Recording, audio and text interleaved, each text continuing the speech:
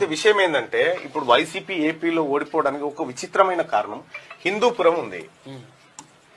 ఇక్కడ మన ఆయన బాలకృష్ణ హిందూపురం బాలకృష్ణ అక్కడ ఎమ్మెల్యేగా ఉన్నారు. అక్కడ ఉన్నటువంటి వార్డు నెంబర్ ఎంతనో ఉంది, ఒక 18వ వార్డో ఏదో ఉంది. ఓకే. ఆ వార్డులో దాదాపు ఒక 1830 ఏమో ఓట్లు. ఓకే. 1830 దాదాపు 2000 ఓట్లు ఉన్నాయి అక్కడ. అంటే సబ్జెక్ట్ టు కరెక్షన్. అయితే ఈ 18 ఇక్కడ ఈ వార్డుకు ప్రాతినిధ్యం వహిస్తుంది వైఎస్ఆర్సీపీ.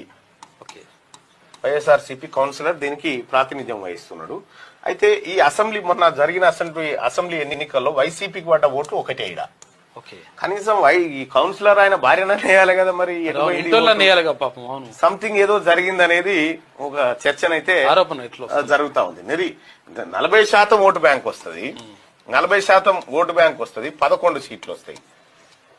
ఇక్కడ ఒడిశాలో బీజు జనతా దళ్ ఏదైతే ఉందో బీజేడీ పార్టీకి 50 స్థానాల దాకా వస్తాయి, ఒక్క ఎంపీ కూడా రాదు.